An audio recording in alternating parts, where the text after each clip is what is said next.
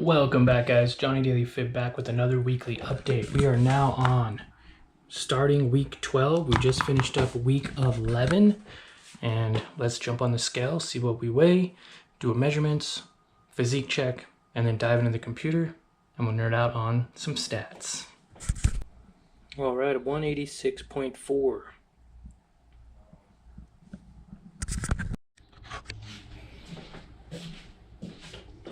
All right, so we're at 186.4. Still at 36 inches around the waist and starting to slim up a little bit. No weight loss from last week, but definitely looking just a little bit more lean. Not bad. All right, so now that we already did our weigh-in and physique check, we did our measurements, plug them into the computer, and let's see what we got. So honestly, guys, it's the exact same from last week. My body is really struggling to get below 186. I got as low as 184 during this cut, but 186 seems to be somewhat of a weird plateau. As you can see here, I went 187.9, 186, 184, back up to 186, 186. So let's talk about it, right? So we used our body fat calculator, 35-year-old male, 186.4 pounds, height 5 and 10.5 inches, neck 15.5 inches, waist 36 inches. So I'm still at 36 inches in my waist.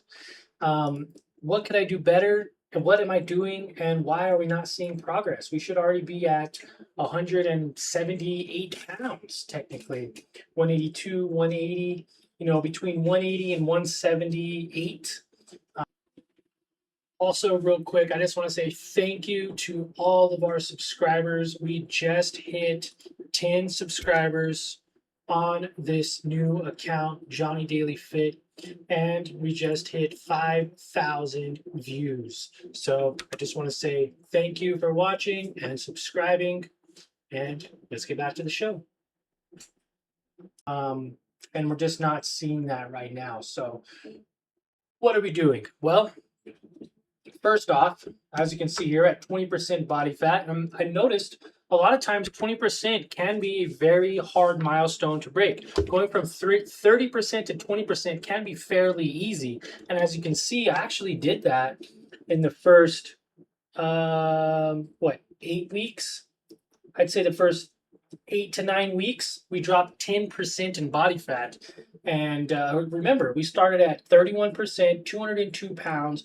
We're now at 186.4 at 20% body fat. So pretty amazing. I mean, we're still down 14, 15, 16. Is that right? 16 pounds.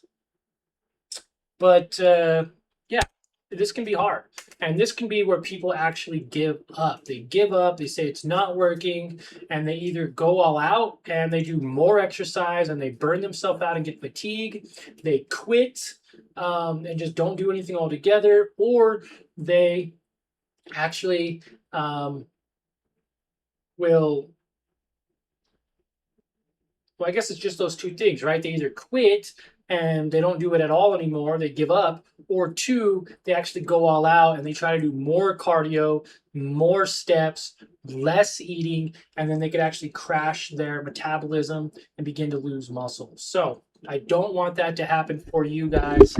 And my mic was not even up close to me here. Here we go. Sorry. I'm sure you guys can hear me a little better now. Now, I am recording this footage with my GoPro Hero 7. That is what I'm using to record the beginning parts of this. And of course, we're in our computer now. So what can we do better? Well, first off, we need to get more steps. There has been a few days where I did not hit my 10,000 step goal. Actually, we're at 12,000 steps for these weeks, as you can see here below. Right down here, week 8 and 9, 12,000 steps. Week 10 and 11, 14,000 steps. So actually, I need to highlight this, and I did not do a good job by getting those steps in. we're really only getting about 10,000 steps, which is still really good. That's 5 miles a day, but I need to figure out a way to switch it up just a little bit more. Also, another thing is the workouts. I was doing some workouts. It's extremely hot outside.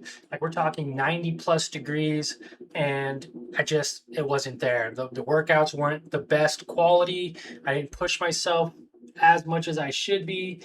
And unfortunately, I lacked a little bit as far as the workouts go. So again, moving forward, don't beat yourself up. I'm not beating myself up. There are some days where, you're not going to be consistent every single day, and that's just the way it's going to be. There's going to be days that you miss. There's going to be days and opportunities in your life to where maybe you don't stick to your diet plan. Maybe you eat a little bit more carbs one day, or a little bit more fats, or you have a little bit more calories. And that's okay. The point is not to make it longer than a day or two, and then get right back into it, get on track to where you can get back into your routine. That's exactly what we're doing, guys, right? We don't have a lot of time left. We actually only have, we're on week 12. So 1, 2, 3, 4, 5, 6. 6 more weeks. So what can I do to lose the weight in 6 more weeks? Well, in 6 weeks, we could technically reduce the calories a little bit more, but really I just want to get my activity level up. The more activity level you have, the more calories you're going to burn, and ultimately the more you're going to be able to lose overall. But we got to make sure that we're keeping up with our food, protein, and all that, etc. So just a real quick update video. I don't want to make this very long. Looks like we're already at about 5 minutes. Some of my videos go 20 minutes, 30 minutes long. I don't want it to be the case today. We're still eating healthy foods. We're eating our egg frittata. I did make a video, a YouTube short on my egg frittata, all the ingredients that I use. I even put the macros and the calories in that video, so definitely check it out. It was one of my 24-hour fast videos, and we actually lost 4 pounds in 24 hours. I wanted to do some kind of a challenge for myself. We lost 4 pounds, but then we gained it all right back, right? And that's going to happen a lot of times. A lot of times it is just water weight. So we went from 186 down to 182, and then we popped back up to 184.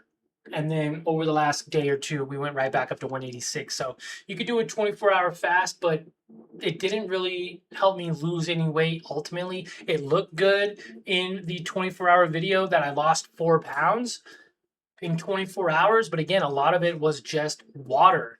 And when I put back food into my body, of course, it all came right back. So don't expect to lose weight doing any type of crash dieting or 24-hour fasting or anything like that. It might look good on the scale for the day, but more than likely you're going to binge eat potentially, and you're going to gain it all back. I didn't binge eat, but honestly, I didn't really feel very good after my 24-hour challenge. I got like a crazy insulin spike off of my egg frittata, and it actually made me feel kind of weird to have like that burst of energy and food in my body after 24 hours. It could also just be my thyroid. I'm still taking medicine for that. We're only halfway through the 90-day cycle of getting on this medicine, so a lot of it could contribute to that. Still managing to get my protein. Now, every day I usually will get a minimum of 100 grams of protein. Minimum. There's no ifs, ands, or buts. But there are some days that I get, the amount that I need, which is right around 150 to 160 calories or grams of protein in a day. So that does help. I notice keep me full. Haven't had a super big diet lately, or a super big appetite to kind of force myself to eat some of these calories, but I'm doing my best to stick around that 1,700 to 1,800 calorie range. Now, that's going to be different for everyone. So remember, just because I'm eating 1,800 calories doesn't mean you need to eat 1,800 calories. So hope you guys enjoyed the video. We just hit 8 minutes. Maybe it'll be like a 9-minute video after I do a little bit of editing and some stuff like that. But overall, I wish you guys the best. We have another week to go, and this is exactly the video I wanted to showcase to you guys. We're at a plateau, and sometimes what do you do during a plateau? You just got to push through it. So thank you for your time, and we'll see you guys all next week.